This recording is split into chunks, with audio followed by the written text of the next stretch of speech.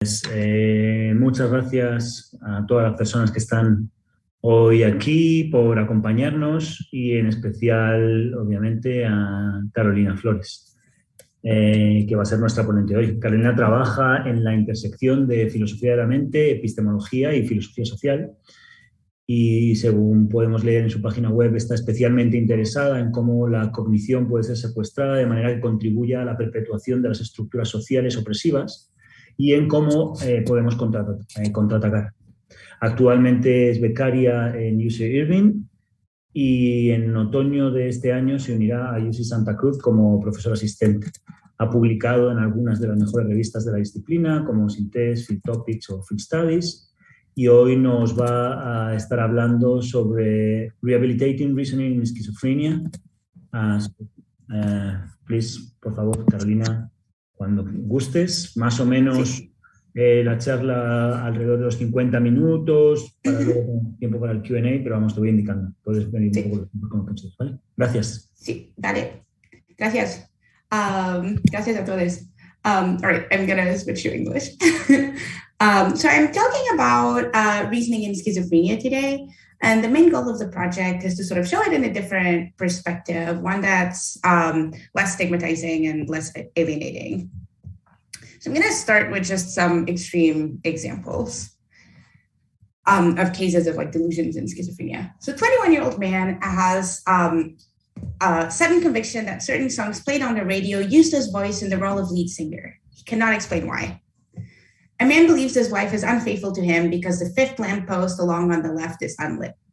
So these cases seem basically completely unintelligible. They don't seem to make any sense at all, which fits with the sort of standard or dominant cultural image of schizophrenia as something that's confusing, off-putting, nonsensical, unpredictable, inexplicable, and just plain bad.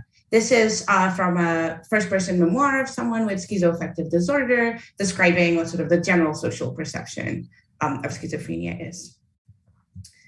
The goal of this talk is to argue against that interpretation to some extent, but here's just some more detail from sort of literature and philosophy. So Nick Shea describes the case of schizophrenia as one where the kinds of rational connections that are a paradigmatic feature of the personal level may have broken down very systematically.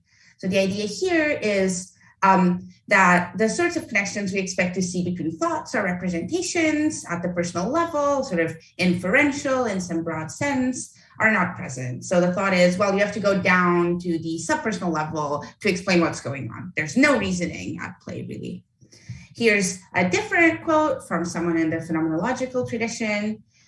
Psychosis is a predicate that we ascribe to a person who has seriously transgressed the intersubjective bounds of rationality. So you see the same idea here, that when people have psychosis, as in the cases of schizophrenia I'm interested in, they're sort of outside the realm of rational assessment, outside the personal level.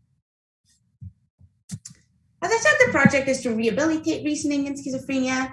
There's sort of two senses of rehabilitation at play here.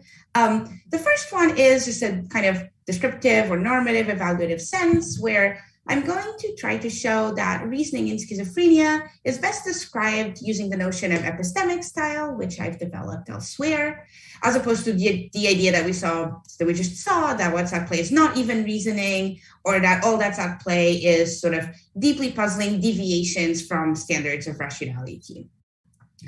The second sense of rehabilitation at play, though it's kind of less explored in this paper, is the idea that thinking about reasoning in schizophrenia in these ways provides new resources for treatment and also for kind of interpersonal, non-stigmatizing interpersonal interaction. So there's sort of two central claims that I'll argue for. The first one is descriptive.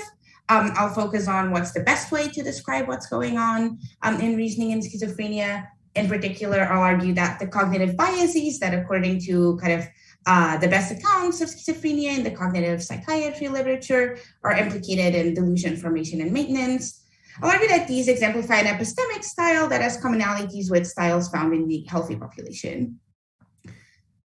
I'll get into like what epistemic styles are in due course. The second claim kind of draws on that first claim to draw some normative conclusions.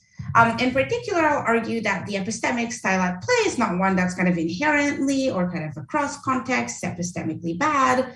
And kind of even more than that, I'm going to argue that patients are excused for adopting such a style in light of their experiences. So there'll be a few sort of connections to epistemology towards the end, and I'm interested in hearing what people think about that because I'm not entirely sure of what I want to say there yet. So here's the plan. So this was this very short introduction. Now I'm going to go over some empirical results on reasoning in schizophrenia. I think these are independently interesting because of kind of what they tell us about reasoning in general. I think it would be interesting to see results like this for non-psychiatric populations. Then I will turn to sort of articulating these findings using the notion of epistemic style. And then I will turn to the sort of rehabilitation part of the project, sort of building on the descriptive part beforehand. Okay. So central findings. There's kind of, obviously, the formation of delusions, formation and maintenance of delusions in schizophrenia, as anything about delusions in general, is not yet super well understood. So it's kind of an ongoing area of research, and there's plenty of disagreement. But I think that we can extract the sort of three main factors that are involved. These are very broad. So the first one, I'll say a little bit more about this towards the end, but it's not the main focus of my talk. It's got to do with dopamine dysregulation in the striatum. So dopamine in the striatum is responsible for kind of prediction error, and therefore for encoding prediction error, and therefore for learning about the world. And when it's dysregulated, what you get are disturbances in salience. So the things that kind of seem to call out for explanation, the things that require your attention and lead you to kind of think more and elaborate on your picture of the world, those are sort of dysregulated relative to the healthy population. The second family of factors that seems to be involved is a distinctive family of cognitive biases, and that's going to be my focus in this talk. And then sociocultural factors and life experience seem to play a role. So sociocultural factors and life experience play a role in developing schizophrenia, but that's not going to be my focus. So in particular, there's sort of sociocultural determinants of someone, or sort of like factors that make it more likely that someone will develop schizophrenia, such as kind of basically having a very stressful childhood. So things like being poor or having early life trauma. But that's not going to be my focus. My focus, all I'm interested in here is delusions in particular. So there, the role of social cultural factors and life experience has got to do with constraining what the content of delusions are. So the content of people's delusions tends to be shaped by kind of culturally dominant themes or preoccupations. So for example, in the Middle Ages, the delusion that one was made of glass was a relatively common one. Right now, that's not really a delusion that we find very much, but in contrast, there's a lot of delusions that have themes related to, say, like aliens or robots. Okay. So as I said, my focus here is going to be on cognitive biases. This was just to kind of give you a slightly more general picture. So here's the four distinctive cognitive biases at play in delusion formation and maintenance in schizophrenia that I'll focus on. Jumping to conclusions. So I'll go in detail. I'll tell you more in detail about all of these, but just, the basic idea here is that patients tend to form beliefs on the basis of less evidence than control subjects. The bias against this confirmatory evidence. So when patients have a particular belief, they're slower to update away from it, slower to change their mind in light of evidence. It takes more evidence to change their mind. The liberal acceptance bias. This is basically considering a wider range of possibilities as live options than people in the ordinary, in the kind of the healthy population. So the thought here is that you sort of consider things that seem really unlikely for common sense to be plausible. And the last one I'll talk about is testimonial discounting, where that's just kind of not taking others' testimony particularly seriously. So I'll tell you a little bit more about each of these and then move on to trying to unify them. So I'll start with testimonial discounting because it's sort of the simplest one to understand. So as I said, Patients with schizophrenia tend to discount others' testimony, so they don't change their mind very much given what others say. And this seems to be, at least according to like a recent paper by Antonio Martínez Salazar, this seems to be because they systematically underestimate competence and sincerity in other speakers. So this is due to two factors. One is failures of group identification, sort of feeling like you're different from everyone else and not part of any group leads you to not trust others as much. And also due to paranoid or grandiose thoughts or feelings. These are found in many instances of schizophrenia. And, you know, if you're paranoid, you're going to underestimate others' sincerity. If you have grandiose thoughts or feelings, you'll underestimate others' competence. You'll think they're not getting things as well as you are. There's, in addition to this, there's also at play usually testimonial isolation. So people tend to be isolated, so they're not even getting as much counter evidence from testimony as you might think they are. But they are more interested in the idea that they discount. So it's like you get evidence and you don't take it as seriously as one would expect. Okay. In addition to that, patients tend to jump to conclusions. So what this means is that they tend to form beliefs on the basis of relatively little evidence. In fact, sometimes kind of shockingly little evidence. So here's the kind of paradigm that's used to study this like jar task. So patients are given, I think this is done using like on a computer screen, but I don't think it super matters. So patients are told that there's two jars, with beads, a mainly orange jar that contains 85 orange and 15 black beads, and the mainly black jar, that's like the opposite. They're told that the beads have been mixed up in the jar. They can't see the contents. This is for our kind of illustration for us. Then a bead is drawn and it gets, they get like an orange bead out. And they're asked if they would like to see any more beads or if they have decided which jar that was taken out of, if it's the mainly orange jar or the mainly black jar. And so relative to the control population, patients require fewer beads to make a decision. And in fact, many actually reach a decision after a single draw. So they see one orange bead and they're like, oh, I don't need to see anything else. It's the orange jar.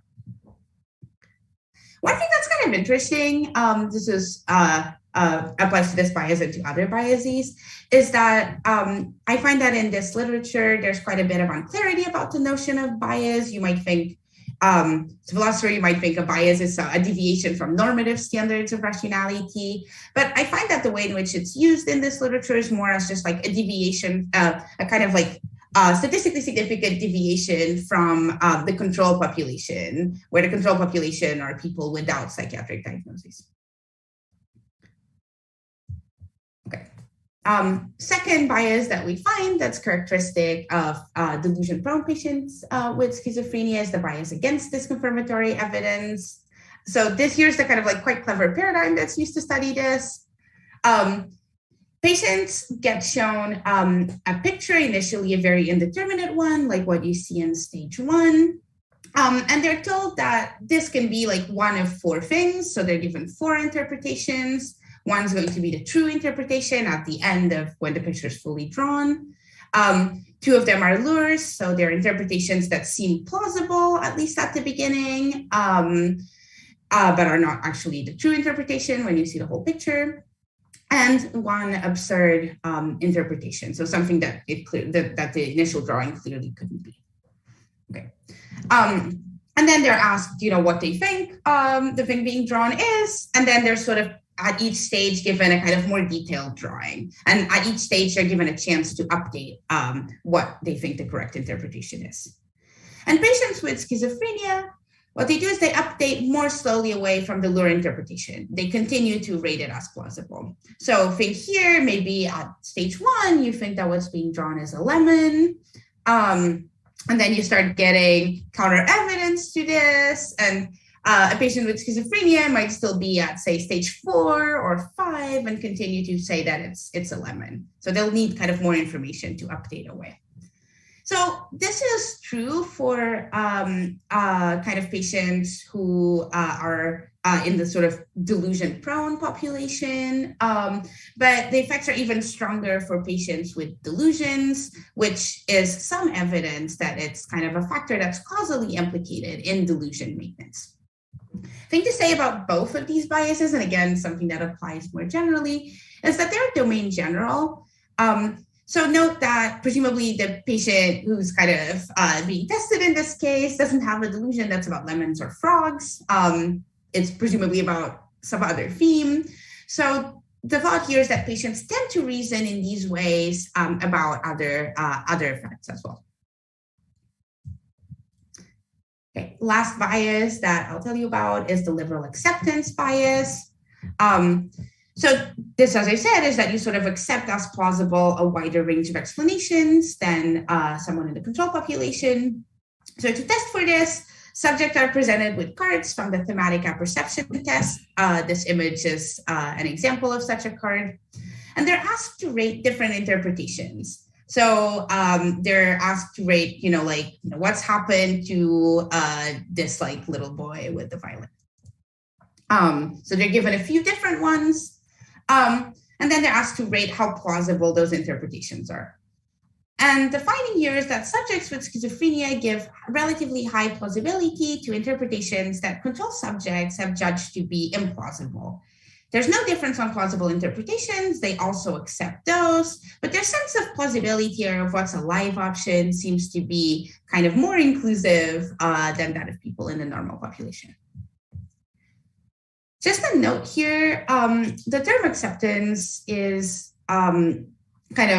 obviously a term of art in philosophy, and it's sometimes a little unclear what these researchers mean by acceptance, but I think basically what they mean is something like entertaining as a live option. So it's not acceptance in the sense of kind of accepting a hypothesis when engaging in scientific theorizing or such senses that philosophers use.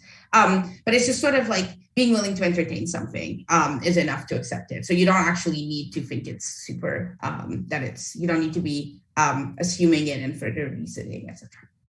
Okay.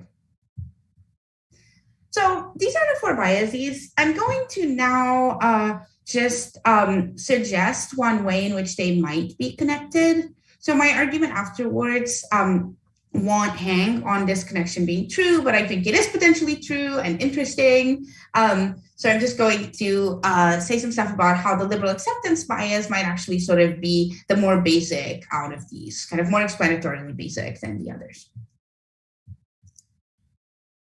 So researchers have argued that liberal acceptance might explain jumping to conclusions. So the idea here is that maybe the fact that patients take not very plausible hypotheses to be plausible explains why they form beliefs on less evidence. So here's the idea. The liberal acceptance bias is basically having a lower plausibility threshold for acceptance. So if you look at this picture here, the thought would be that someone in the control population only accepts things that are sort of more plausible than the black line, the old black line, and that patients with schizophrenia accept as plausible things that are kind of like above this like dotted line. Okay. Now, suppose that you think that acceptance leads to belief in the following way. If precisely one hypothesis surpasses the threshold for acceptance, then you endorse that hypothesis. But if more than one or none surpass the threshold, all the hypotheses remain in consideration and you gather more evidence before you make up your mind. So if you think that this is right, what you've got is that in the case where there's just two jars, the thought would be patients make up their mind on the basis of a single bead because the hypothesis, it's the orange jar surpasses this lower plausibility threshold. So it's kind of enough for them to come to endorse it. Researchers have attempted to kind of vindicate this kind of connection between liberal acceptance and jumping to conclusions by looking at what patients do when there's more jars at play. So when there's another jar that's also a plausible candidate, it turns out that patients gather more information. So that's some evidence that liberal acceptance might explain jumping to conclusions. Similarly, and this is something that I sort of argue for as an aside in a different paper, liberal acceptance might explain the bias against disconfirming evidence. So here's the idea, much more general fact about human psychology, not specifically about schizophrenia, is that we have a general tendency to generate alternative explanations for counter evidence to our beliefs. So this is sometimes kind of studied under the header of confirmation bias. So the idea here is that when you get counter evidence to something that you believe, you're somewhat motivated to different extents depending on the belief, but you're in general motivated to hold on to that belief. And how do you do that? Well, you generate alternative explanations of the evidence that you got that are still compatible with you hanging on to this central belief. So suppose that that's right. And that in addition to that, the subject has a liberal acceptance bias. So then they'll generate all these explanations for counter evidence, but then they'll also come to accept more of these as plausible. And the general principle that many epistemologists accept is that how strong counter evidence to your beliefs is depends on the range of alternative explanations for it that are available. So if many alternative explanations are available for that counter evidence, then the counter evidence is not as strong. So then you'd get slower updating, which is what we find in patients with schizophrenia. Okay, so I know this was maybe a little quick, but the idea here is that liberal acceptance might be more basic than the bias against disconfirming evidence and the jumping to conclusions bias. Okay. But here's, regardless of how that turns out, here's how these biases might help us understand delusion formation and maintenance. So the thought is the patient has unusual experiences as a result of dopamine dysregulation. They want to explain these experiences, so they consider a range of explanations for those. And due to the liberal acceptance bias, patients will accept what to members of the control population seem to be implausible explanations, in the sense that they take them to be live options for explaining those explanations. Then they might jump to conclusions, so they might come to endorse one such implausible explanation. And then due to the bias against disconfirming evidence, and also due to testimonial discounting, so discounting evidence from testimony, so what others tell them, they come to hang on to those explanations. And so they come to have a delusion and to then sort of like stick to it in what to us looks like, to our eyes looks like really decisive counter evidence. All right.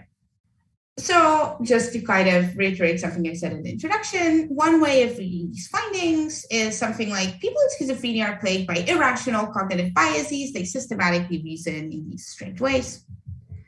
What I want to argue is that this is actually best characterized in terms of people having a distinctive epistemic style, one which expresses what I think of as a familiar epistemic personality. And that once we've characterized what the style is and what this personality at play is, then we can move to the question of rational assessment. We can sort of decide whether what's going on is rational or irrational, and why, and to what extent. So to get to that, what I'm going to try to do is first say some more about what I think explains and unifies this suite of biases. So I think it's somewhat unsatisfying to just encounter and describe these biases, which are sort of surface level reasoning dispositions, and to not say anything more about why they're there. And then after that, we can move to the assessment question. Okay, so now I'm gonna tell you guys a little bit about what I think the best interpretation of these results is.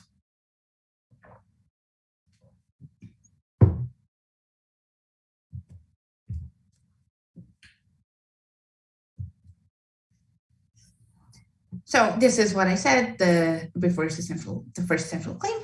which is that these biases exemplify an epistemic style that has points in common with styles in the healthy population. So first, what I'm going to do is I'm going to say some stuff about what epistemic styles are.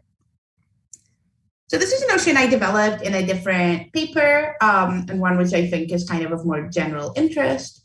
And the thought was, in that other paper, was trying to explain why it is that people interact with evidence in many different ways. So why it is that you can give the same bit of information to two different people and they'll integrate it very differently.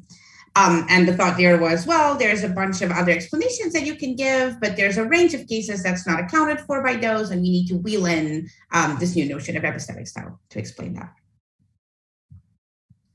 So to do that, I drew on the literature in aesthetics, which is where people have talked about styles, and kind of applied it to thinking about reasoning and interactions with evidence. So this is a simplification, but the sort of standard view of what a style is in the aesthetics literature is that a style is a way of doing things. This could be different things. It could be a way of writing, a way of painting, a way of dressing, a way of moving through the world. And what makes that way of doing things a style is that it expresses aspects of personality. So I plugged that notion, you can plug that notion into thinking about interactions with evidence, much as you can plug it into thinking about how people dress.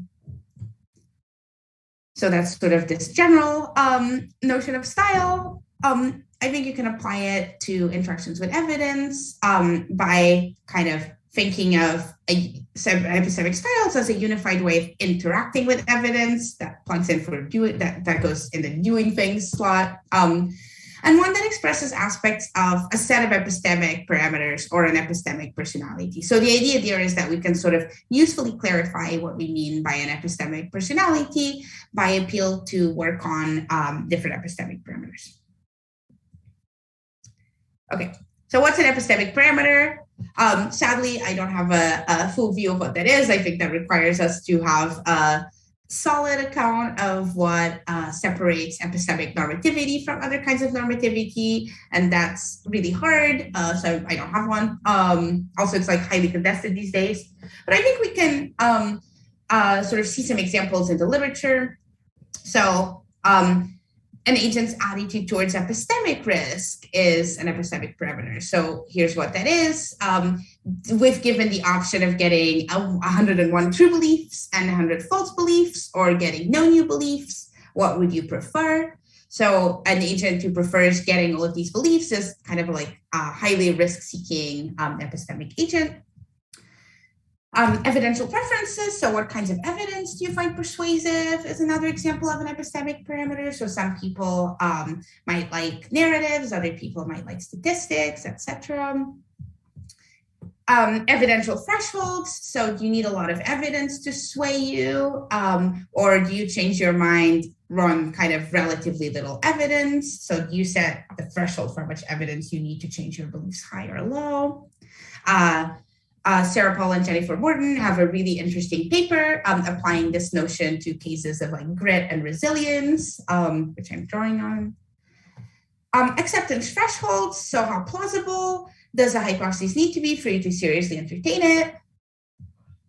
And also things like theoretical values. So do you prefer simple explanations, or do you prefer explanations that can fit all the data? Etc. There's lots and lots of theoretical values discussed in the philosophy of science literature. So the thought is an epistemic style expresses the way you've set parameters like this. So it doesn't just kind of, so there's sort of a deeper underlying story for why you're interacting with evidence in those ways that appeals to the settings of these parameters. The second thing you need to have a style is something like internal unification. So these parameters or values, preferences, interests need to be internally unified. Again, what makes something internally unified is not easy to fully articulate, but the intuitive idea here is that setting your epistemic parameters, your different epistemic parameters in those ways kind of makes sense together. They kind of fit or cohere with one another. And the thought here is that this fit or coherence is a matter of expression of a personality that you can recognize. So it's not just, there's not really like a notion of logical coherence that gets you very far here. Okay. Lastly, taking up an epistemic style. This is again just what an epistemic style is, I think, a matter of having, in the context where you take up that style, the dispositions to interact with evidence in that style. So styles are basically packages of dispositions. So to have that style, you have to have those dispositions. You also need, I think, to be setting your epistemic parameters correspondingly. So the kind of deeper level of explanation needs to be at play. But note that having a particular epistemic style is not about the style that you endorse. So you could endorse some particular epistemic principle, but behave against that endorsement with that endorsed style when you actually encounter new information. And in addition to that, of course, like many people, I think epistemic styles are a pervasive feature of cognition, but most people, most of us, most of the time aren't like explicitly reflecting on kind of how epistemically risk-seeking we want to be or whatever. So obviously endorsement can't be necessary. It's also, I think, the epistemic style you take up is not about what you believe. So one style can come with many different sets of substantive beliefs about the world. And the same set of beliefs about the world can allow for many different styles of interacting with evidence. Okay. As I said before, I think that adopting epistemic styles is a feature of ordinary cognition. So you can think of bureaucrats or artists or analytic philosophers as having distinctive epistemic styles, at least in relevant contexts. So the thought here is, okay, so that's background on epistemic styles. So now what I'm going to do is I'm going to try to argue that we can understand the results in the last section in terms of this notion. Okay, so why should we think this? So here's kind of a warm up. So while patients with schizophrenia interact with evidence in what are sort of systematically different ways from control subjects. So this sort of systematic package of dispositions of interacting with evidence, you might think, well, that already seems to go in the direction of a style. And further, I think that the ways in which patients with schizophrenia interact with evidence is pretty well described as expressing the following ways of setting epistemic parameters. So this is assuming that liberal acceptance is more fundamental, as I said before, but I'll say a little bit about how you kind of don't need that assumption. So here's the first parameter, evidential preferences, so strongly preferring firsthand experience to testimony as a source of evidence. Second, an acceptance threshold policy, low plausibility thresholds for acceptance across the board. So I think if what I said in the last section is right, this actually explains all of the results. Okay. So these epistemic parameter settings explain the cognitive biases I described above. They explain testimonial discounting. You might think, well, that is actually just a matter of preferring firsthand experience to testimony. And the acceptance threshold policy just is what liberal acceptance consists in. And I argued that the two other remaining biases are actually underwritten by liberal acceptance. So they're also explained by this policy. Okay. So the missing ingredient here is something like unity or personality expressed. So here's the thought. Think of someone who has a sort of like highly autonomous personality. They're very willing to transgress social and intellectual norms and kind of therefore common sense. So someone with that personality, you might think, again, that's just the acceptance thresholds, might set their acceptance thresholds pretty low in the sense that, well, they're willing to transgress against sort of like what others might think. They're highly autonomous, so they will consider a wider range of hypotheses. And precisely because of this sort of high level of of intellectual autonomy, they'll prefer firsthand evidence to testimony, also connected to wanting to transgress. So what you get is that these ways of interacting with evidence that we've seen to be characteristic of schizophrenia and potentially involved in delusion formation and maintenance are ones that are naturally understood as expressing a particular sort of personality. Okay, so this is just sort of an aside. If the bias against disconfirming evidence and jumping to conclusions are actually independent of liberal acceptance, I think that they're still naturally understood as the result of setting of epistemic parameter settings. So the bias against disconfirming evidence is naturally understood in terms of having a high evidential threshold for revising beliefs. Again, this is at play in what seem to be what are like non-pathological cases. So we see this at play in, for instance, agents who display a lot of grit. They will set high evidential thresholds for revising beliefs in their chances of success. Second, the jumping to conclusions bias. I think you can think about this as what I'm calling tentatively epistemic short-termism. So you prefer to form your beliefs based on the evidence you have now rather than kind of waiting around and gathering more evidence. And you might think that there are circumstances, again, where you find this in ordinary life. Further, I think that these two fit with the sort of autonomous transgressive personality of the last slide. You might think that this kind of level of autonomy requires you to sort of hang on to your views in the face of others' resistance to them. And you might also think that this personality goes with being very willing to sort of try out views immediately. So being sort of short-termist in this way. Okay, I'm gonna bracket this just to make it a little simpler. So you might think this is just a little bit of a kind of like provocative aside. This played more of a role in earlier versions, but people don't seem to like it, but I'm going to say it anyway. So I think that this personality might be familiar from thinking about the Enlightenment, which on some acceptances or some understandings of how to think of the kind of intellectual personality that Enlightenment thinkers proposed, you might think that it was one that highly valued intellectual autonomy. So, Kant said that you should have the courage to use your own understanding. You might think that this is a matter of being highly intellectual autonomous and willing to transgress against the reigning common sense of your time and place, which is, again, exactly what I said, is a kind of personality that's at play in these cases. Here's another point in favor of commonalities with the Enlightenment and more generally in favor of ascribing this sort of personality to agents. Here's a different disposition that's associated, named with the Enlightenment and with this sort of autonomy transgression combo. Successful logical reasoning, sort of being willing to follow conclusions through. And in fact, it's relatively well established that patients with schizophrenia tend to outperform control subjects in certain logical inference tasks, things like the Watson selection task. Why? It seems to be because they're better at overriding common sense. So many of the biases that we find in the ordinary population when it comes to logical reasoning have to do with sort of cases where you just give the commonsensical answer where that conflicts with following logical principles of inference.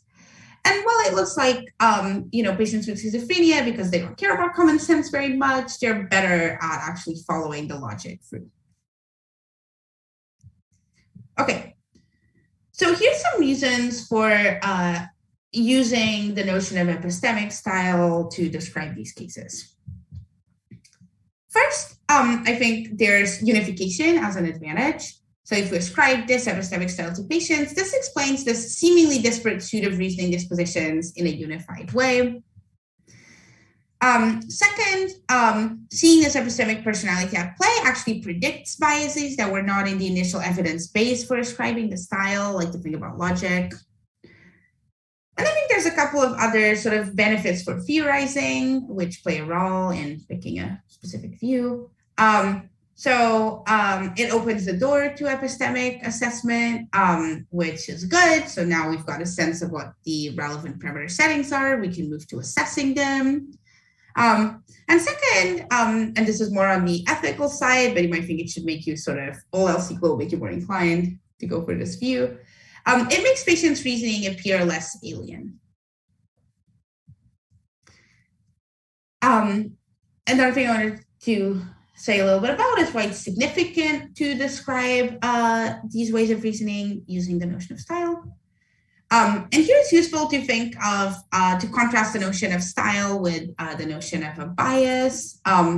So the notion of a bias, at least one way in which it's naturally interpreted, though as we saw before, it's not really what psychologists primarily often have in mind, is that the notion of bias is sort of the notion of a thing that's a deviation from a normative standard of rationality. So it's like having a bias is not doing what you should be doing in your reasoning.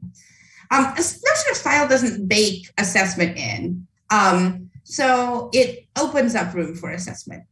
In addition to that, you might think thinking in terms of styles versus instead of biases allows us to see the person as not kind of radically alien or very limited.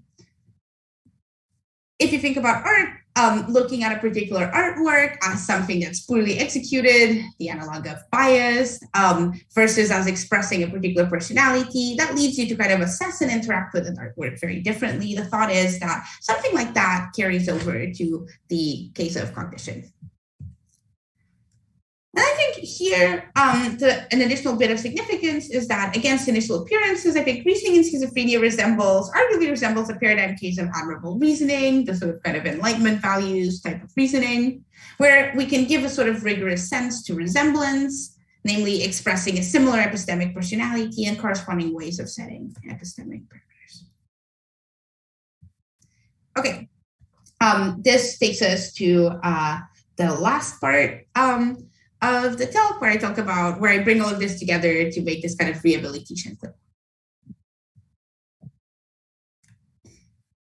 So what I'm going to try to argue or warm you up to is the idea that the epistemic style at play is not inherently bad, and further that patients are excused for having this style in light of their experiences. Okay.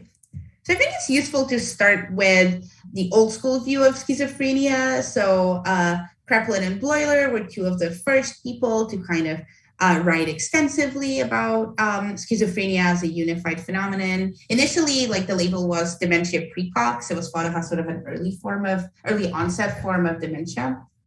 And they wrote about it as a peculiar destruction of internal connections of the psychic personality, one which interrupts the threads that guide our thinking. So again, we're back at this sort of commonsensical view of schizophrenia. So in the old school view, what we have is something like a destruction of personality. What I've argued is that no, we don't have that. We have a personality with a specific shape. In the old school view, you have something like no reasoning. The threads that guide your thinking are destroyed. I think that what you have is actually reasoning with specific epistemic parameter settings. I think that what I've said here for kind of similar reasons supports the continuum view. The continuum view of schizophrenia, and this applies to like other psychiatric conditions as well, is the view that they're not kind of radically discontinuous with ordinary thinking. Instead, what you have is some distribution of traits in the population, and some people are going to have like very extreme versions of those traits. And sort of that's what you get when you get kind of like severe psychiatric conditions. So I think that this view is independently plausible for schizophrenia. So schizophrenia seems to have a pretty stable prevalence rate of 1% in the population, both across geographical locations and from what we can tell from the historical record, also across time. But schizophrenia is just like the most extreme case. There's something else listed in the DSM, schizotypal personality disorder, that looks to be, that plus schizophrenia, like 4% of the population. People who meet diagnostic criteria for delusions. So sort of, this is usually kind of like non-religious, non-culturally dominant, highly evidence resistant, bizarre beliefs. Actually 6 to 9% of the population seems to meet those diagnostic criteria. And when it comes to something even kind of more familiar, delusional ideation, that looks to be something like 10 to 15% of the population. So this is delusional ideation is usually tested by asking people things like, do you think or feel like people have it out for you or are trying to harm you? That would be for like paranoid ideation, and like kind of a pretty large percentage of the population will answer yes to that. And so if you take this seriously, it becomes kind of hard to hold on to the idea that schizophrenia is this completely isolated thing from how people reason in other contexts. Okay, so I think that view is independently plausible. I think what I've said about reasoning in schizophrenia allows us to give it some substance. So in particular, I think it allows us to tell what dimension is relevant to this continuum. And here, the relevant dimension are epistemic parameter settings. So for instance, you might think, you might think there's a range of ways in which people set their thresholds for acceptance. And we can think of the continuum along that dimension, kind of like how permissive are you? And you might think, well, schizophrenia is at the kind of extreme case where your acceptance thresholds are very permissive. I think we can go even further than that, though, and note some more commonalities with ways of thinking that we find in some contexts in the healthy or, like non-psychiatric population. So I think there's some similarities with conspiracy theories and the reasoning that seems to support them. So Rachel Fraser has argued in a short piece that we should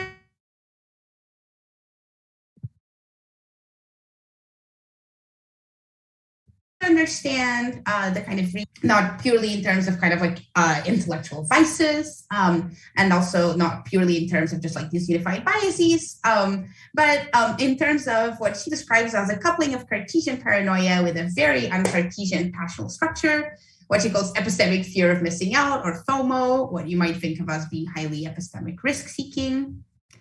So you might think what goes on here is that you get jumping to conclusions because of epistemic FOMO, and you also get testimonial discounting due to kind of this Cartesian paranoia trait.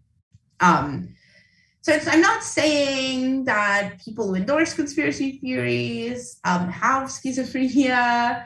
What I'm saying is that there look to be commonalities between the ways of reasoning that support at least holding onto conspiracy theories in some cases, and the ways of reasoning that seem to lead to delusions.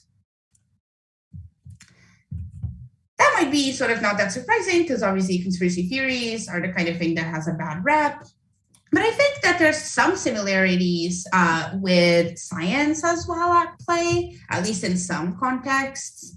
So you might think that part of the practice of good science in some cases is holding on to theories and elaborating them in the face of counter evidence, because you're never going to develop a theory that actually improves on currently existing ones in significant ways without kind of giving it a real chance. You might also think that good science sometimes requires us to consider hypotheses that are at odds with dominant paradigms. So again, kind of dismissing common sense. You might think it also often requires you to not rely on others' assessments of the evidence, but to kind of do things yourself. So again, I'm not saying, obviously, that it's like scientists in these cases have schizophrenia or anything like that. I also think that there are important differences in the kind of institutional structure that supports good science that obviously are like not present in the case of schizophrenia. But all I'm saying is that there's some similarities in the settings of epistemic parameters. Okay. So that was all just like about the continuum view and connections with reasoning in other contexts. Now I want to turn to the question of rationality. So I think there's two questions one might be interested in when it comes to rationality or rational assessment here. The first one is asking whether this epistemic style itself is an epistemically rational one.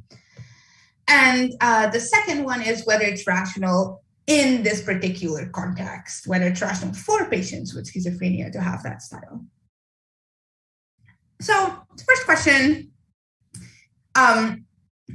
is that I think that sometimes something like this style can be good. The like science example might point you to that. Again, the conspiracy theory example might point you to the idea that other times it's bad. So I think in general, epistemic styles can only be assessed in a particular context. I don't think you have like kind of like the objectively good styles that are good in all contexts or something like that. So that leads us to the second question, which is whether the style is epistemically good in this particular context in patients with schizophrenia.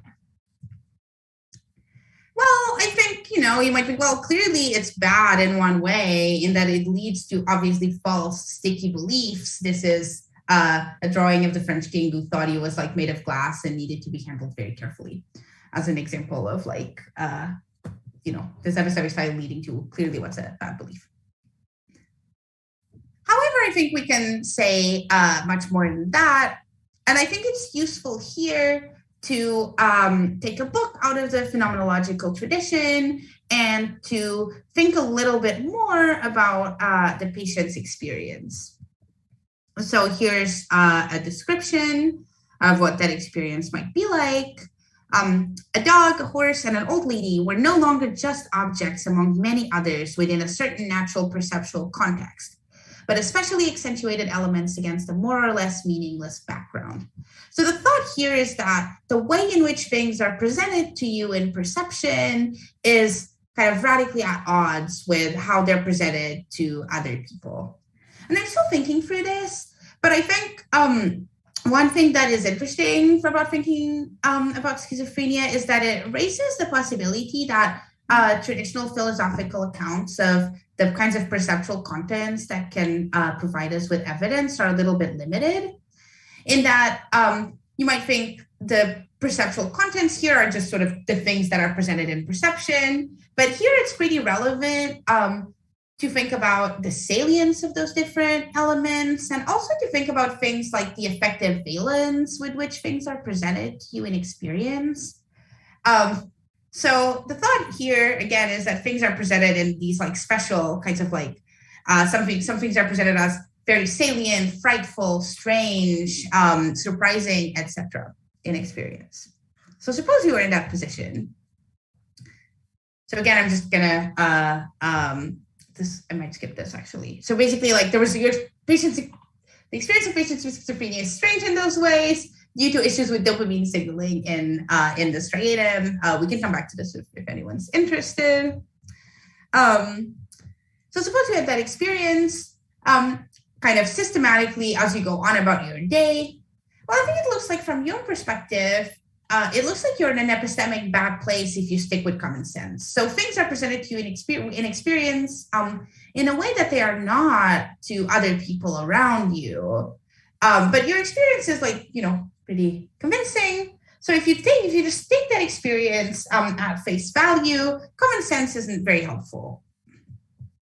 So I think this gives you internal, subjective, obviously, reasons to dismiss testimony, like testimony isn't helping you. And it also gives you reason to consider how out there or implausible hypotheses. So clearly commonsensical ones aren't helping you make sense of your experience. So you might need to consider other stuff. Okay. So how does this bear on rationality? I think that that depends on whether you're an internalist or an externalist about rationality. I'm just going to say a little bit about that. Though I should note that what I'm going to say is like an expansion of traditional internalism and externalism, because those views have not been that concerned with assessing epistemic styles. And they also have not really taken up very seriously the idea that we should be thinking of the contents of experience in this richer way that takes into account salience and mood. But okay, in general, internalists think that rationality is a function of how things look from the agent's perspective. So we can ask here, given only facts about the agent's mental states, is it permissible for the agent to reason in these ways? So given how things look from their perspective. And you might think, well, given what I said in the last slide, that yeah, it is permissible. The reasoning makes sense given patient's experience. So given taking kind of that experience at face value. So there's lots of room for the internalist to resist this, but I think it's like, there's also room for an internalist to go for this like very radical defense of reasoning in schizophrenia. So here's just kind of like an analogy of what's going on here in the practical case. So you might think when it comes to kind of practical decision-making or action, that there's like some sort of objective canon of rationality you can use to assess those. But you might think that there's a way of thinking where that's sensitive to the agent's perspective. So you might think, well, it's rational to be extremely risk averse if you have had some very traumatic experience that's relevant to that. Even though you might think kind of objectively from the outside, that level of risk aversion is irrational. So the thought here is sort of similar. It's like, well, you know, it might seem irrational to consider very out there strange hypotheses, but in light of these experiences you're having, it's actually like rational for an internalist. At the kind of other position one could take here is an externalist one, where you think of rationality as partially a function of facts beyond the agent's mental states or beyond the agent's own perspective. For instance, you might be concerned with the reliability of this epistemic style. And so given considering both the agent's mental states or some subset of them, and also these additional facts such as reliability, should agents reason in these ways? No, you might think. It's actually like not truth conducive across plausible relevant circumstances that the agent finds themselves in, because it leads to these obviously false beliefs. At the same time, I think that the externalist should grant that patients are excused for having this epistemic style, in particular that their experience serves as such an excuse. Okay. This is some new stuff that I'm going to say because I'm excited about it. So one thing that I think that what I've just said about epistemology suggests is that we should expand on the sort of existing well-studied notion of ecological rationality. So proponents of ecological rationality generally hold that the deliberative norms, or as I would prefer to put it, the epistemic style that you take up, is not a universal and necessary requirement, but rather a contingent function of factors such as her cognitive capacities, her environmental context, and her ends. So this isn't something like relativism, but it's just to say that we need to take in more factors in thinking about what's rational to take up. Okay. So I think that we should expand on this by relativizing also to the agent's experience of the world in a rich sense of experience, our assessments of rationality. Okay, so here's just a couple more abstracts for epistemology and then I'll wrap up. So I think that this discussion suggests that seemingly really deep irrationality, like the kind of deepest case of irrationality, schizophrenia, may in fact be reasoning that's adapted to the agent's experience. I think this also suggests that in non-pathological cases, preventing the spread of bad beliefs, so things like maybe conspiracy theories, will involve attending carefully to experience and salience, not just to how people are reasoning. And I also think that this suggests that if we want to promote alternative ways of reasoning or epistemic styles, we need to be sensitive to context. We need to be asking whether a particular style is epistemically good in a context and whether it's something that subjects, given their experience, are likely to take up. All right, here's the rehabilitation bit. So I've argued that the epistemic style at play is not intrinsically bad and patients are excused for adopting it. That's a pretty far cry from the sort of like destruction of the personal level views that we started off with.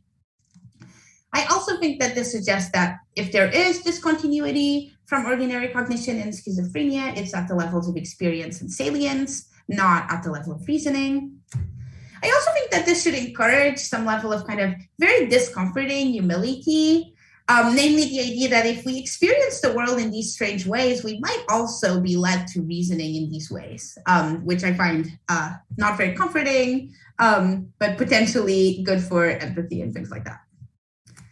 Second thing is I think that this is a sort of like practical tools for rehabilitation. Is that I think thinking in terms of epistemic style and personality gives us this kind of potentially useful therapeutic tool of kind of having more room for taking up the agent's perspective on the world, so kind of better levels of understanding. That's in general important in therapeutic contexts. And also, I think that thinking about reasoning in schizophrenia in these ways can go some way to removing stigma. And there's some interesting work that suggests that less stigmatizing views of schizophrenia and its symptoms actually improve the course of the disease. So Tanya Lerman has done interesting work on cross-cultural understandings of hearing voices and how in certain cultures where people don't have such a pathologizing view of this, the voices are sort of like not as threatening, not so scary, not so disruptive of the person's life. And I think maybe similar things apply if we reconceive reasoning in schizophrenia. Okay, so that's basically what I was going to do today. I am really excited for your questions. Thanks, everyone.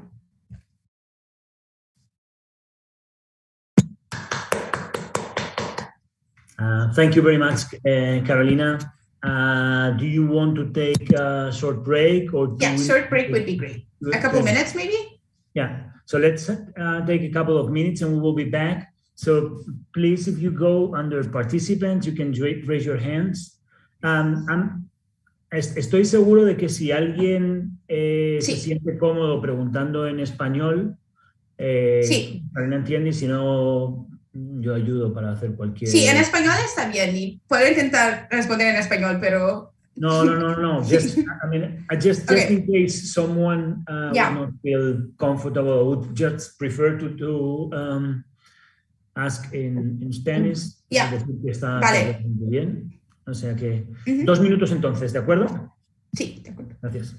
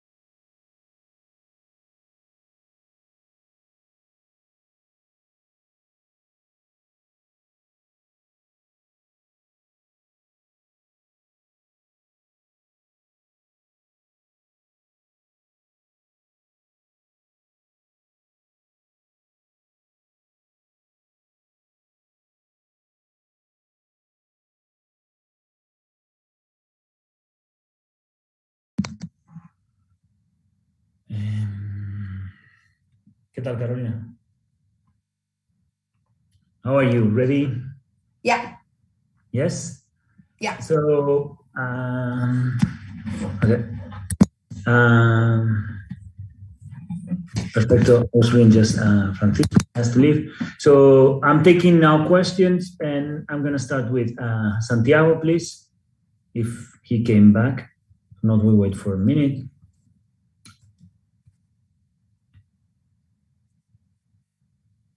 Vamos a esperar también porque parece que más gente se ha ido. Sí, esperamos un poco. Vamos a esperar otro minuto.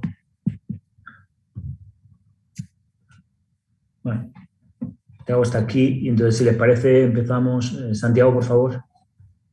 Thank you very much for the talk. It was great. I have a question about the scope of your rehabilitation project. So at the end, you say that epistemically, so the epistemic style we find in schizophrenia is not intrinsically bad. But I was wondering how to cash it out in epistemic terms. Here is one way of thinking, is they are not epistemically irrational. Mm-hmm.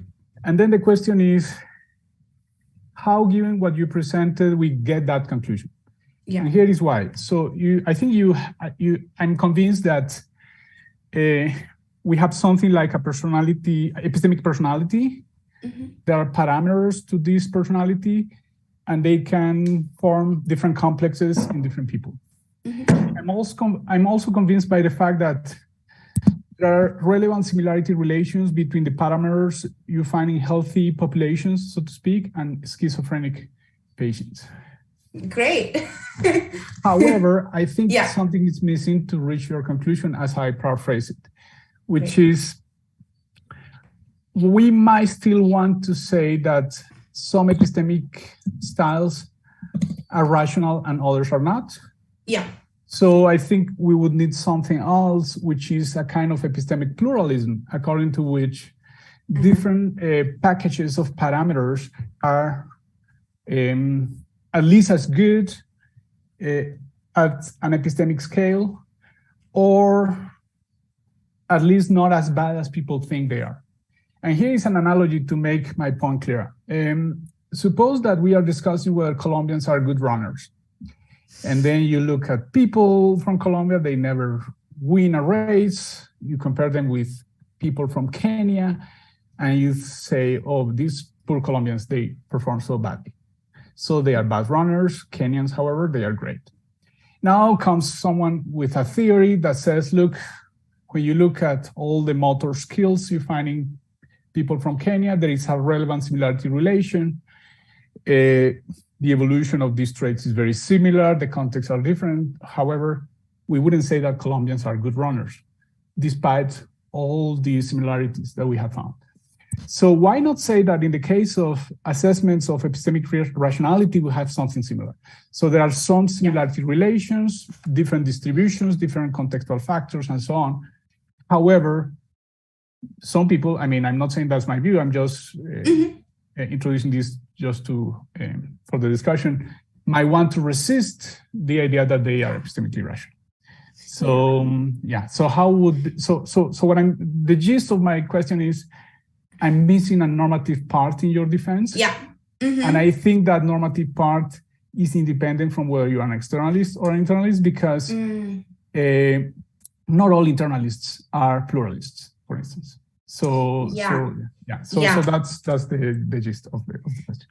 Great. That's really helpful, and it lets me clarify a few things that I think went by really fast. So I am assuming something like I think I'm assuming something like what you're calling epistemic pluralism, what I often call epistemic permissivism, the idea that there's more than one that rationality is not unique, there's more than one rational way, or there can be more than one rational way to respond to the same evidence. But here, I think that does play a role, because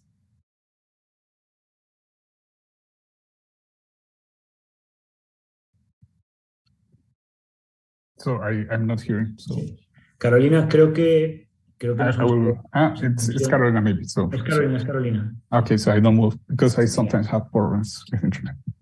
Okay. So we were. So you were a little bit frozen. Shoot, yeah. Sorry. Yeah. Okay, I think I should be back. You're okay now.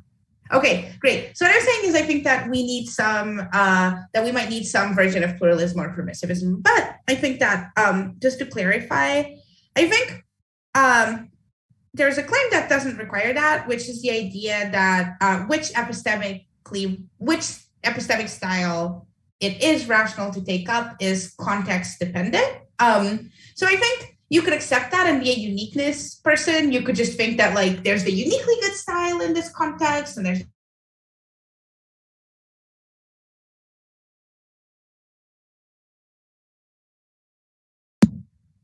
Se ha vuelto a cortar, ¿verdad? Sí. Veo a la gente moverse, pero tengo a Carolina congelada. Sí. El resto de personas sí tienen conexión, ¿verdad? Entonces es la conexión de Carolina. Ahora le preguntamos. Vamos a tener un poquito de paciencia. A ver si le puedo escribir, que no tengo el WhatsApp.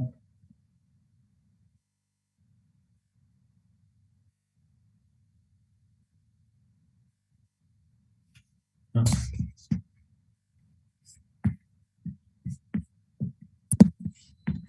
Voy a escribir. Vale, parece que ha salido. Vamos a esperar un par de minutos a ver si puede volver a entrar.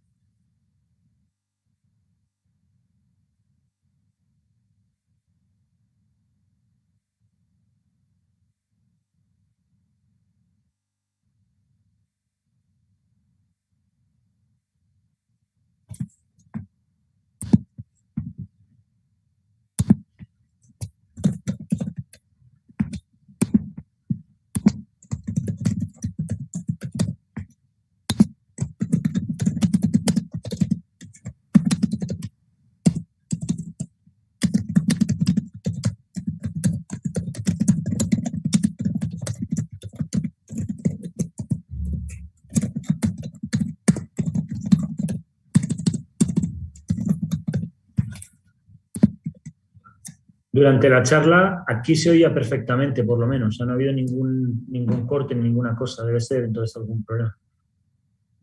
Sí, yo escuchaba bien.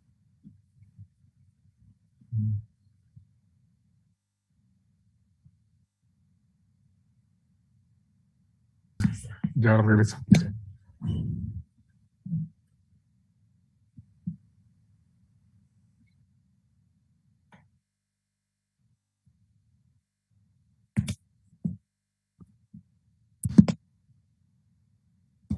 Hola, Carolina. Sorry, everyone. I don't know what happened with my internet. The connection was perfect when you were giving the talk, but suddenly we didn't hear the last part of your reply to Santiago. So yeah. I'll try to recap. So what I was saying was like, I think the claim that whether style is good or bad depends on the context does not require pluralism. As for the claim, like, so I have externalist tendencies in general, and I don't want to say that patients are rational in adopting the style. My preferred view is that they're irrational but excused in light of their experience.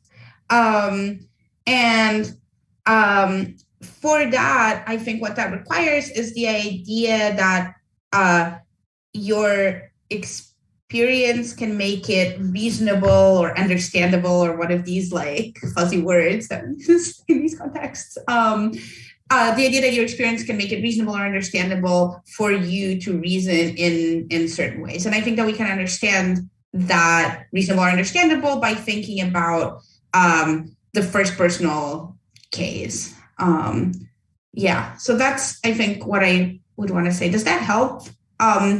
May I answer maybe? So a short follow-up. So what I think is that I was having trouble with your project because I think there is a descriptive side to it and a normative side to it. Yeah. When you presented the traditional view, you were saying they present these people as deviating from reasoning. And I think this deviation can be understood as a descriptive claim or a normative claim. And I think that as a descriptive claim, I think you're right. So you basically have a good psychological picture that you explain that. But I think some people would rather think that what they are doing is doing a deviation in the normative part. And you don't get, if you don't get more than excuses, then you are still on the path. So that's what I would say. Yeah. So I think that in that case, I think that what I would want to say is just something like thinking there's an excuse is still, and that the reasoning is understandable is still rehabilitation. And it still is, I think, rehabilitation in the normative sense, because thinking that someone does something wrong but has an excuse is, better than just thinking they're doing something wrong and have no excuse. But I agree that that's relatively mild rehabilitation compared to the like full-blooded, it's rational kind of way. And for that, I think what you need is a combination, is like quite a few controversial theses, but which I think some people hold, namely, form of epistemic permissivism, a form of internalism, and I think a form of internalism that takes into account richer contents of experience than just like what particulars are perceptually present to you in a particular context. Yeah, that's super helpful. Thank you. Thank you. Muchas gracias. Elisa, por favor. Well, first of all, nice to meet you, Carolina, como sea. First, the talk was great. Thank you. And I want to ask you about the epistemic parameters. Do you think these epistemic parameters are universal, such as, I don't know, maybe universal grammar, that you have those parameters and then you set the parameters in one language or in another one, or maybe you could elaborate on this? Thank you. Yeah, that's a really great question and one I have not thought about enough. I like the suggestion. So I think a better or fuller account of epistemic styles would give us kind of a clear and reasonably complete list of epistemic parameters where the parameters are independent of one another. And I think if we had, so I think what we'd want is independent parameters where the setting of all of those parameters sort of like suffices to determine how you respond or to highly constrain how you respond to evidence, something like that. I don't think what I gives us that. I guess I think that if we got to such a list, I would be really friendly to the idea that we can understand that as the driving motor behind epistemic behavior in general. So I would be friendly to the idea that it could be understood as some sort of Chomskyan grammar. A thing that I think is this wasn't your question, but I think just a thing to note is that I think that epistemic styles which epistemic styles agents take up is like pretty flexible. So it's not sort of like, oh, you've set your style and now it's like set once and for all across context. I think people can switch it up across different contexts and do in fact often do that. And obviously can like change a lot over the course of their lives. But yeah, that's a really great suggestion. Thank you. Okay, thank you. Muchas gracias. Agostina, por favor. Thanks. Thank you, Carolina, for your talk. It was very interesting. And I wanted to ask you about the notion of epistemic style in the context of current discussions within the field of philosophy of psychiatry, philosophy of mind in general. I've noticed that many authors vindicate false psychological concepts when discussing this kind of phenomena. But normally they circumscribe their attention to propositional attitudes, specifically beliefs and desires, pretty exclusively. And I think in taking that into account, your proposal is very interesting because the notion of epistemic style might be related to false psychological concepts, in particular related to personality, for instance, which are not typically taken into account in this sort of discussions. So I just wanted to ask you, what do you think about that in particular? Yeah, thanks for, that was, I really like the way you put that, the sort of bringing in connections. I think a lot of what the notion of style can do is sort of connecting, notions that are fuzzier, like personality, to more familiar constructs like beliefs and desires. I mean, I think that I agree with you that in general, there is this circumscription of attention to beliefs and desires and these, I mean, honestly, people present this as folk psychology, but I think what's going on more is like these decision theoretic terms that people kind of aligned on in like the mid-20th century. And I think I think a way of reading this project is as being part of a broader move kind of away from that. So I think other work that I'm very interested in that I think is doing some of that is work that focuses more on questions and inquiry more generally. So there's been some really interesting work recently, for example, on inquiry and OCD, sort of like thinking that to understand OCD, we need to be asking not so much about are the beliefs at play rational, but thinking more about are the inquiries and preoccupations and questions rational and where do they come from? I also think that work on salience is doing some of that. So I'm super interested in recent work on salience and attention in philosophy of mind. And I think that, again, some of that is really coming into psychiatry, into like philosophy of psychiatry, especially, I think, stuff on salience and schizophrenia. So I think it's like I am really in favor of the sort of like broadening the scope of the kinds of things that we're trying to explain and also the kinds of things that we're focusing our normative attention on. And I think that a part of that project is going to have to be sort of then building bridges between these different notions. Thank you. Thank you very much, Agostina. Antonio, please. You're muted, Antonio. Sorry. Thank you. Well, my question, Carolina, is in relation or it's similar to Santiago's. So, well, I think that the empirical part of your presentation makes a good case for this unifying view of the psychotic symptoms like delusions and with these cognitive biases that you mentioned.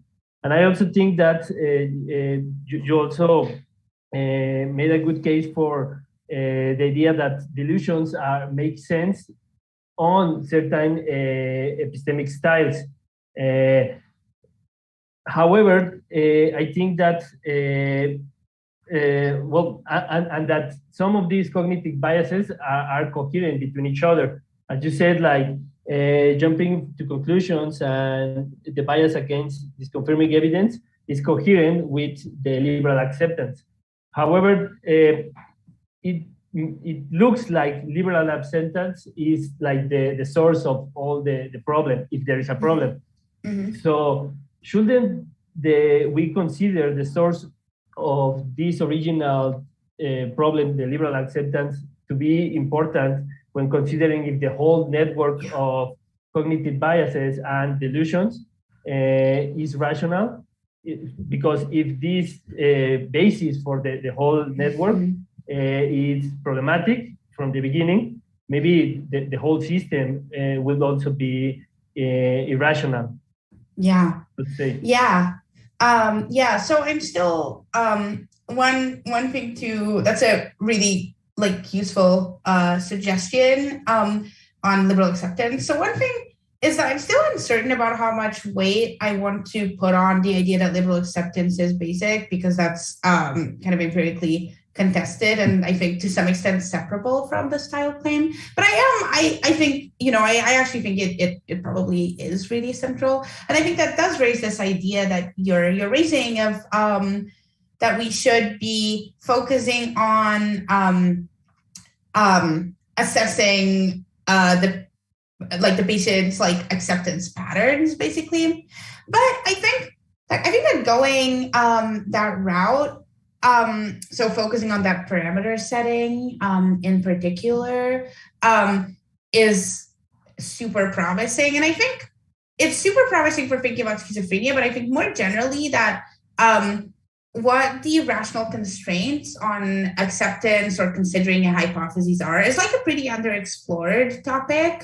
And you might think it's a very important one in general, because the range of alternative hypotheses you consider matters to how you revise your beliefs. And so it's going to be hard to get a full account of the rationality of belief revision, I think, without saying without having a better account of what hypotheses agents should consider.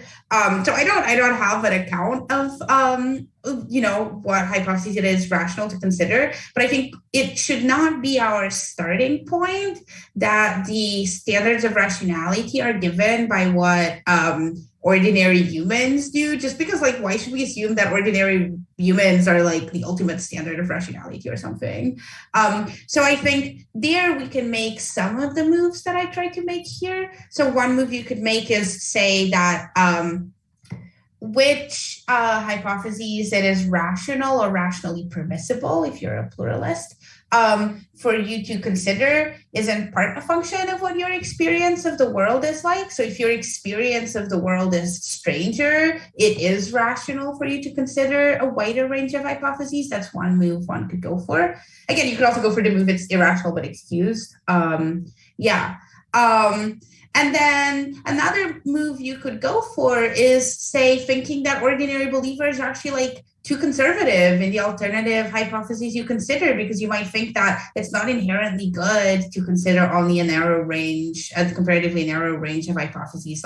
Maybe that actually means that you often don't reach the best explanation possible. So I think there are kind of interesting connections to, T. Nguyen has this recent interesting paper on epistemic playfulness as the idea that you should be willing to kind of play around with your belief set and sort of the theories that you're inhabiting at a particular point in time as a way of avoiding being kind of stuck at local maxima. So sort of being stuck at the most plausible of the theories that are commonsensical or something. So you might think that here, that there is a case to be made for maybe not, not in the mode that patients do it, but sort of there's a case to be made for being more open to considering what appear to you, given your background beliefs, to be implausible hypotheses. Anyway, these are just tentative points, but basically that's to say it's a really good suggestion, and I think it would be great to see way more work on which hypotheses it's rational to consider in what context and why.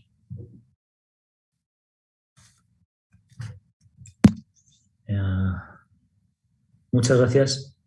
Santiago, ¿es un follow-up o es una pregunta? No, la levanté porque no veo más manos. Si alguien más tiene, bien, pueden preguntar. Si no, pues era como para... Perfecto. Porque no vi nadie más. No, era solamente porque quería hacer una pregunta. So I would like to ask you about something that was assumed in the discussion but not clearly made explicit, and is the relation between the judgments and the phenomenology, and what is the evidence for the phenomenology.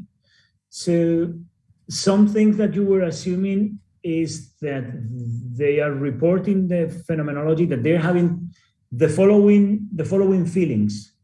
So something that is the way in which the saliency of the objects shows is different. So they have a different phenomenology in this regard, and they have some sort of feeling of security. I'm going to use invented names to convey the ideas. The idea that, no, the information that I'm getting, this thing that I'm perceiving is the case. So like, and this phenomenology is supposed to assume, to provide somehow of different basis for an otherwise equally well or equally functioning system. But there seem to be a couple of things that seems weird to me. So if I were, imagine that I were to have those experience and I were to reach the same conclusions that they did. In this case, there seem to be there is something that I'm doing wrong and I can correct. So, you have this feeling of security, yeah, but you have to overcome it. Yeah. So that's what the way we would go. It's like having an illusion or an hallucination. If everyone is hallucinating, pink elephant there is a sense in which it's rational to say there is a pink elephant, and there is a sense in which it is not. But something was missing there in these claims.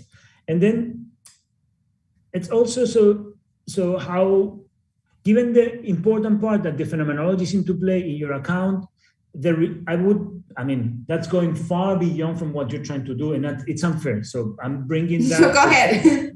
I'm bringing that here for the sake of discussion. But so I would like to hear a little bit more about the assumed relation between phenomenology and the beliefs that we form, because it can be that the feeling of security or the kind of connections.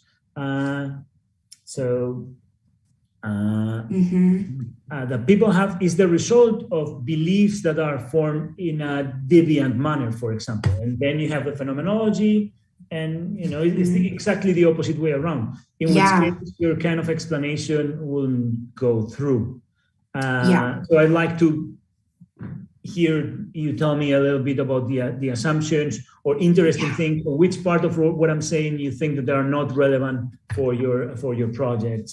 That's it. Thank you. No, this is really helpful and interesting stuff that I need to think about more. I'm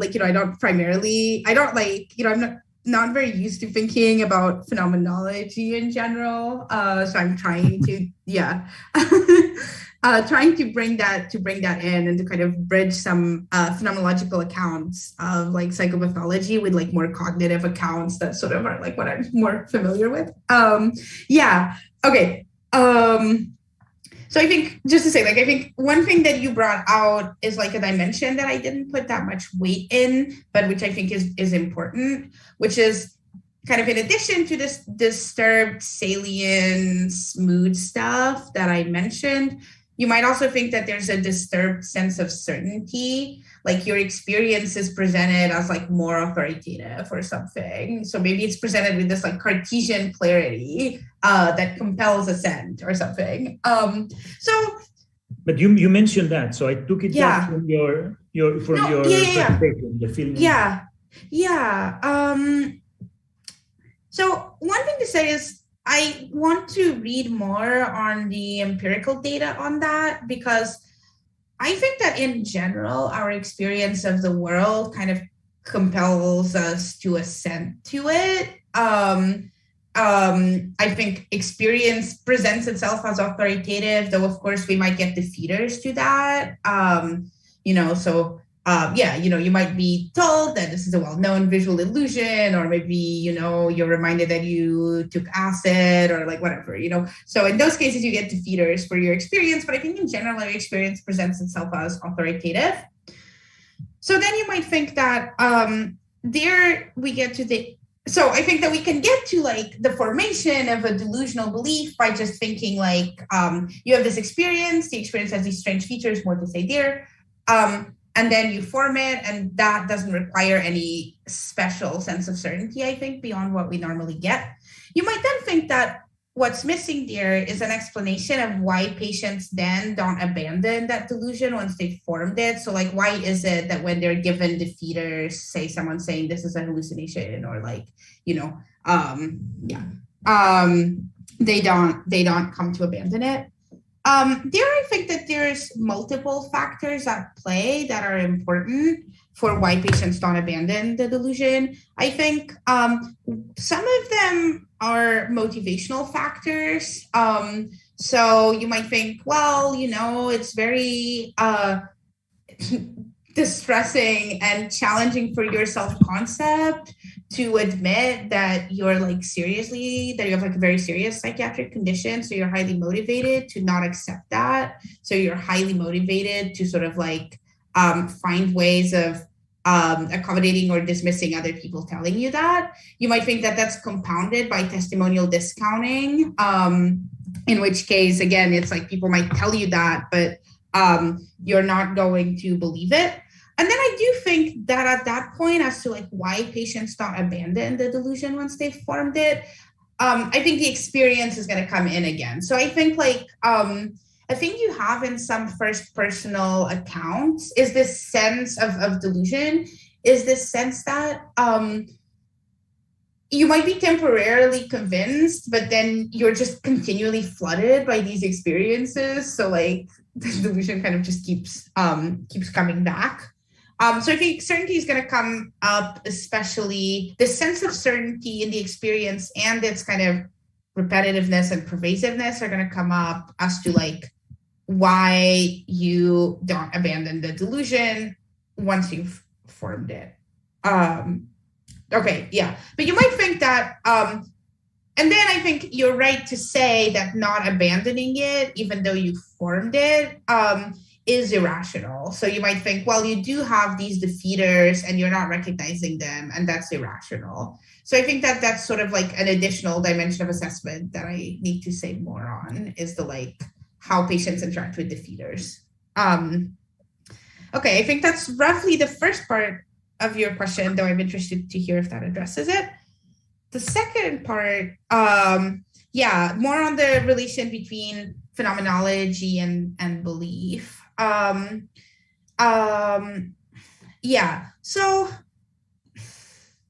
I think in the case of the phenomenology that we see at play in schizophrenia, you might think it has something like a top-down etiology. So you might think that something about patients' kind of expectations of the world, or something broadly cognitive maybe, is influencing patients' experience. And then you might think, kind of a la Susanna Siegel, that if that's the case, then your experience does not give you justification for your belief, because that would be circular. You might even want to think that the experience itself is irrational. Yeah, I think that's really interesting, and it might be right. So I guess like maybe one way of putting it is that some of the normative conclusions that I drew towards the end hang on a picture where you think that experience in general can justify belief, but that's too simplistic given what we know about kind of the potential for top-down effects in these cases. One more thing to say on that is like, I generally, I'm not like particularly into predictive processing accounts of cognition, but I find that schizophrenia is one of the cases that makes me most inclined to kind of like predictive processing accounts. And the idea there is that it really does seem like in the case of schizophrenia, there are these top-down effects, and that it's hard to categorize them as like belief to experience in such a kind of clear way. So another thing you could have is that these expectations that are at play in leading to these unusual experiences are not cases of cognitive penetration, but they're just cases of like perceptual priors, which are kind of always at play, having some influence. Yeah, sorry, that was just a lot of thoughts. Does that address some of your points? Yeah, there are more things to discuss, but there are more questions. I just want to add a small thing. That is that there is one debate in general for delusions in giving one level explanation or two level explanations, and it seems that you are taking stake without. I'm missing the argument in this debate and saying, oh, maybe we can explain it just by having this different experience, and so seeing the debate as an argument in favor of one level, one factor, That might be helpful, and I was. Yeah. So what I actually my stand on the one-factor, two-factor debate, I'm a two-factor theorist in one sense, which is that I think we needed like cognitive factors to explain delusion maintenance. And I mean, I think you've also maybe needed to explain formation, and that you need to appeal to like liberal acceptance, for example, to explain formation. But I think that the kind of like non-experience, I think that the experience plays a very important role kind of with one-factor theorists in formation. And I think that the like additional factors play a more important role when it comes to maintenance. The experience plays a role there as well. Yeah, we can further discuss later. Juan Pablo, I'm going to give the word first to Juan Pablo and then Santiago. Gracias.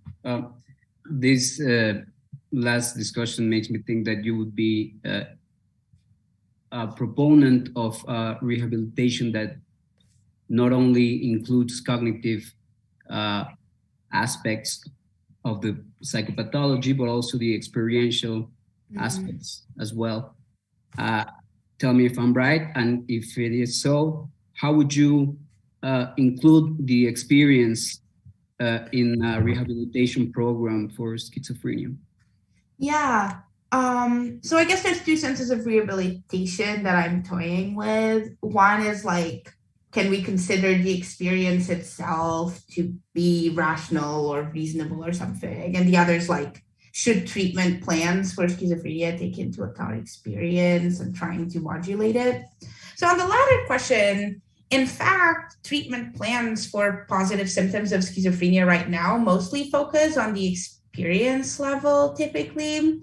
So antipsychotic medication, what it basically does is it alters your dopamine balance in the striatum, which then leads to people not having these positive symptoms because it, reduces these strange experiences of the world. I'm not a psychiatrist, obviously, like there are issues with those forms of treatment in that though they do deal with people's positive symptoms, they have very horrible side effects. In particular, it's just like, basically like they make you very, very slow in general, both in terms of general motion and then in terms of like thought and functioning. So it's like, yeah, you do get people to like not have psychosis, but you also make them kind of into vegetables, basically. So I feel like, I think that it's somewhat controversial to what extent that should be relied on, especially by sort of, by like mad activists. So I'm not sure on the rehabilitation, like in that sense, whether it should include experiential aspects or whether what we should have is more like a reconstrual of those aspects, more along the like Tanya Luhrmann line of like narratives about what hearing voices means or amounts to, should be reconceived in ways that make those experiences like less frightening or like less bad or less disruptive. Okay, second aspect is a sort of like rehabilitation that includes experiential aspects in the sense of thinking that those experiential aspects are rational. So I think that some of what came out in my discussion with Sebas just now is that I think I've been kind of assuming a very simple view of experience in this paper, and that you might want to go for a view where experience itself is accessible as rational or not rational. Again, like Susanna Siegel. There, I don't know if I would want to say that we should think of these sorts of experiences as rationally permissible or not. I guess I do think that there are going to be norms on salience and what should be salient to you in experience. And it does seem to me like those might be violated in these cases. But I haven't thought about it enough. I think there's more work to do there. Thanks.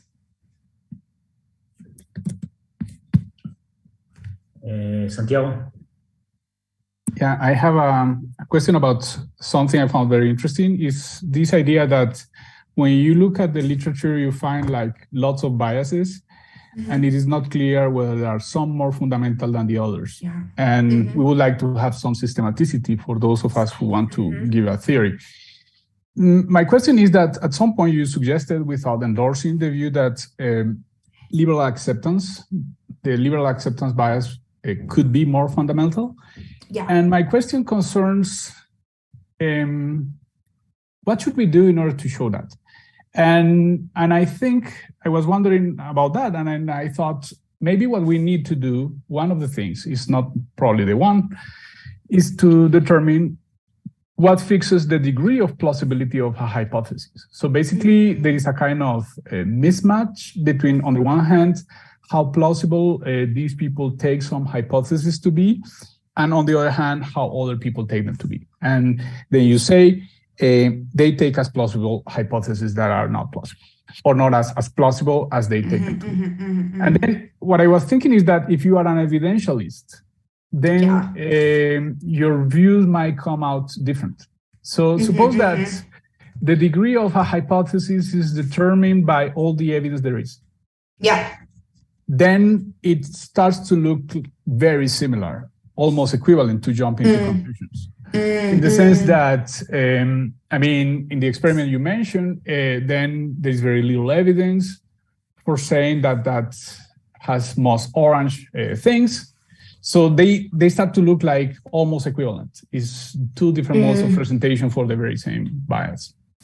But if you have a different view of plausibility, then we might want to know how it relates. If you are an evidentialist, you might say that that explains also testimonial discounting. So because basically what you are saying is that normal people, by normal, take it descriptively, not in a stronger sense, they form beliefs based on all the evidence, both what perception gives them, but also the evidence from testimony and so on. Well, these people are just taking as subsets. So then you would explain also that case as a case in which you are forming beliefs on the basis of part, but not the totality of the evidence there is in a given context. And that might also explain this confirming evidence. Yeah. So because then you have these people just updating their beliefs with part of the evidence there is, and others taking larger portions. So that's a friendly suggestion. Cool. If you are not an evidentialist, then you can tell me a little bit more about plausibility. So just like the way in which, so like I'm not sure, I think this maybe wasn't clear from the PowerPoint, but the stuff on liberal acceptance and jumping to conclusions. So like there has been experimental work done that attempts to vindicate the claim that liberal acceptance is the root cause. And that work basically, as I sort of very quickly tried to explain, what they do is they sort of like, they make some predictions based on the idea that liberal acceptance is what's at play. And then they test them by using not only this 2-jar paradigm, but using like a 4-jar paradigm. And the results that they get seem to vindicate the idea that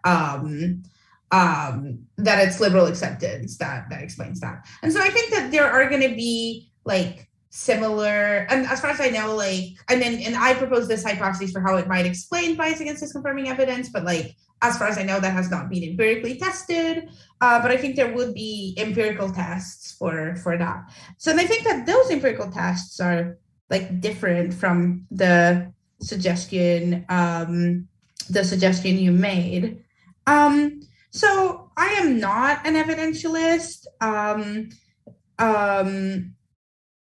I'm not sure, like, so you suggested an evidentialist could think of the degree of plausibility of a hypothesis as just sort of being like how well supported by the person's evidence that hypothesis is.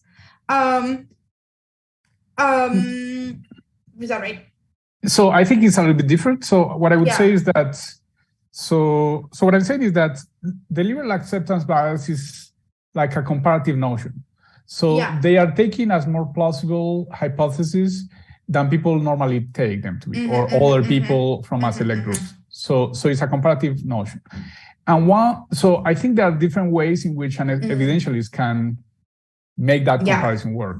So you can have views according to which what makes a hypothesis plausible is the evidence you have. But you can have or choose to have little evidence, and then it's more plausible. If you just totally. Totally.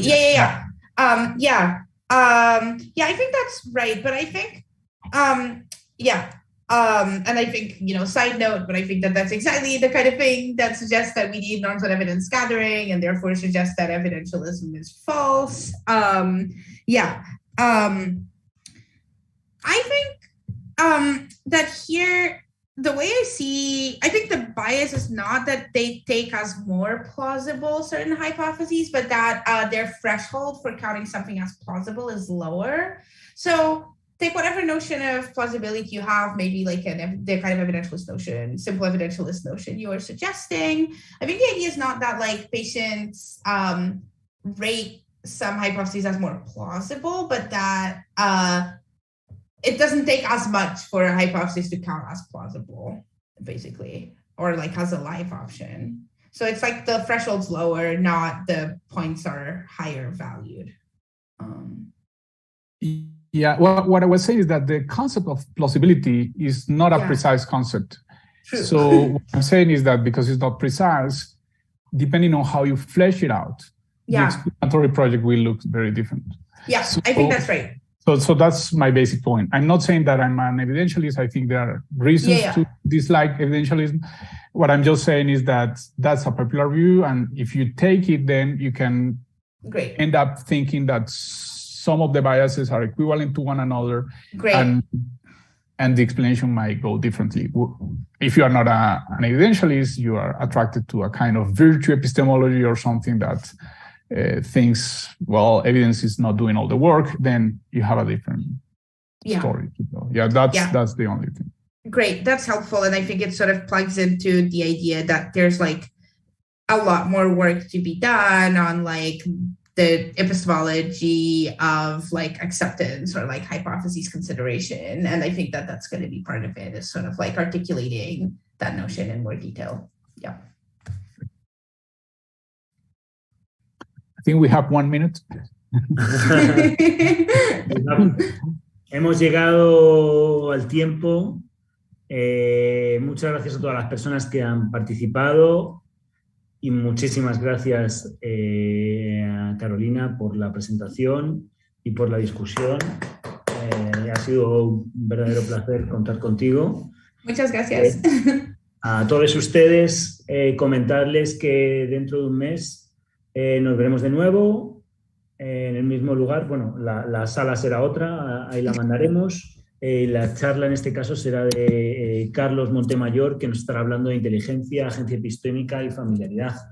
Nada más y muchas gracias.